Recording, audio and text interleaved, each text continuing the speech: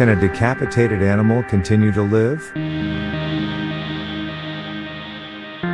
Even if it lives, how long can he survive? The answer to these questions remains a mystery today. However, a story that made headlines in America between 1945 and 1947 is a good example of this situation. The chicken of a farming family living in the city of Fruita in the state of Colorado turned into a miracle that history has not seen on the day when it was supposed to be dinner. His head was severed, but he did not break away from life. He even became one of the most recognizable figures in America. In his memory, demonstrations and special occasions were held. Here is the story of the Headless Chicken Mike, which even made headlines in the famous Time magazine.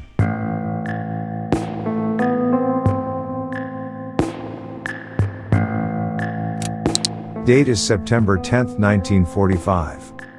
It was an ordinary day for the couple Lloyd and Clara Olson. They started working early in the morning. The routine job of that day was to cut chicken, and that task was Lloyd Olson's.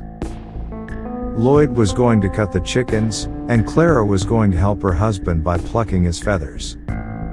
Lloyd, who started working in front of the coop, cut about 50 chickens in 1 hour.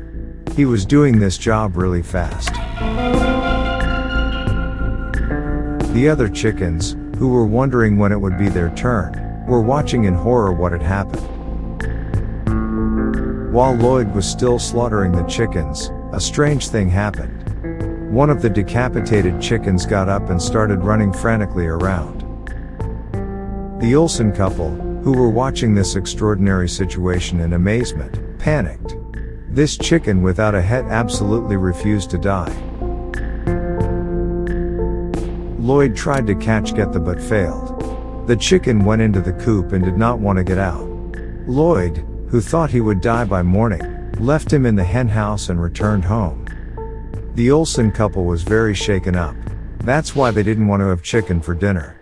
Clara Olson has prepared a dish consisting of vegetables. Lloyd Olson, who went to bed early, could not sleep until morning. According to him, this chicken had no chance of surviving. However, it did not happen as he had hoped. The next day, he went to the coop early in the morning and was surprised a second time when he saw that the chicken was alive. He had been decapitated for 24 hours. Okay, but why isn't this stubborn chicken dying? Lloyd Olson thought that if this chicken does not want to die, it should be allowed to live, and he decided to feed it. But how can a chicken without a head and beak be fed?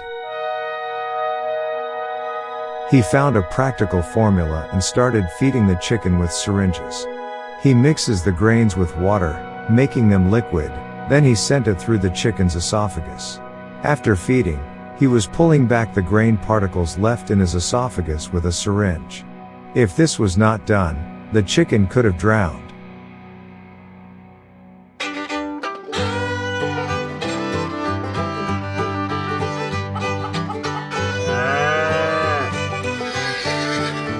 The Olson couple named this miracle chicken Mike.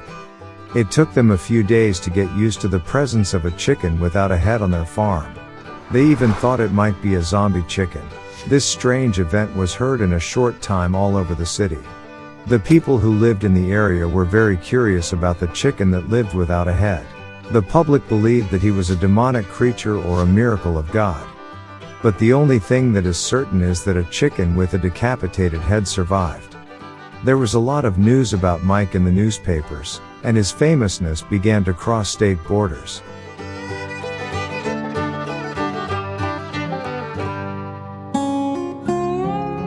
An organizer named Hope Wade, who lives in Salt Lake City 300 miles from the farm, found Mike's story extremely interesting and came to meet the Olson couple. Wade wanted to introduce the chicken to the entire American public by holding demonstrations all over the country. The American economy, brewing from World War II, was in very bad condition at these years. Of course, this situation also affected the Olson couple. They were experiencing a serious financial crisis. So they saw Wade's offer to cash in on this as a miracle of God and accepted it. They first took the chicken to Salt Lake City and then to the University of Utah to have health checks and tests done. It was precisely in those days that the most important publishing organizations of the country, Time and Life magazines, published the story of Mike. The fame of the miracle chicken Mike had now spread all over America. After the tests at the University of Utah, Wade began to work on making the demonstration. Hope Wade called these shows Headless Chicken Miracle Mike. Tickets were being sold for those who wanted to see it in front of the public. The entrance fee to the show was 25 cents. Mike's market value had increased to about $10,000. He was now the most expensive chicken in the world. They went first to California, and then to Arizona. The interest in these shows was so great that a local blues singer, Arba Glean, even composed songs for Mike. The Olsen couple and Hope Wade were making good money thanks to Mike. He was a chicken laying golden eggs. Everything was going well, but sometimes they encountered negativity. Unfortunately, not all reactions to the most expensive and famous chicken in history were positive. Letters were being sent from all over the country. Some of the letters sent some of the Olsen couple like the Nazis, while some of them watched the double and said that what they did was created to the animals. Not caring about the letters, the Olsen couple continued to tour. They fed this chicken well, which was their biggest source of income. Over time, Mike has grown and gained weight. He got so fat that the chicken, which was about 2 pounds when he was decapitated, soon increased to 4.5 pounds.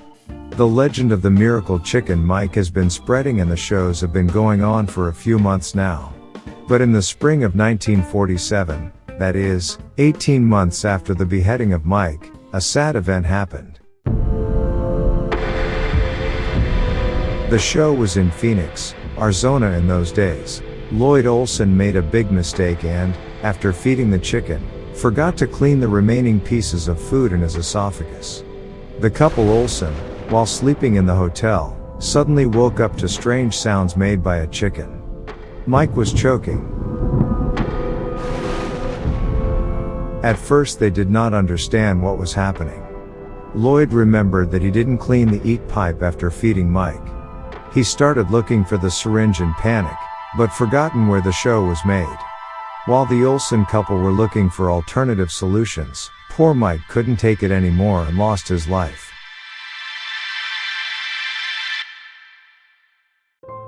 The legend of the miracle chicken Mike, who managed to survive 18 months without a head, was over. If Lloyd Olsen hadn't made such a mistake, maybe Mike would have lived for many years.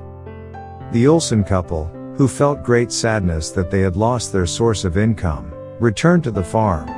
According to allegations, the Olsen couple wanted to create other Mikes by trying to slaughter other chickens on the farm in the same way after Mike's death.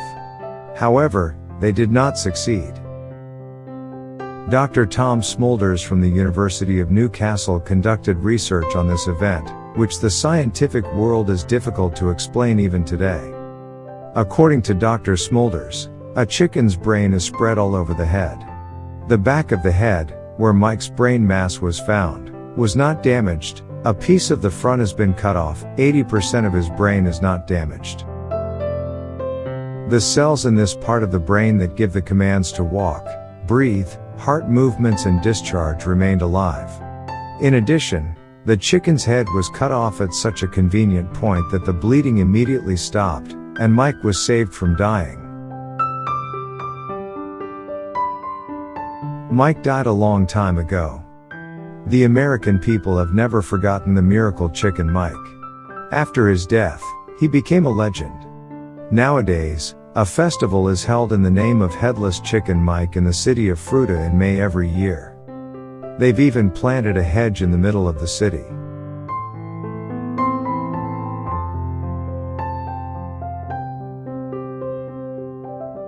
To tell you the truth, how can there not be interest in a chicken that lives 18 months without a head? Isn't it?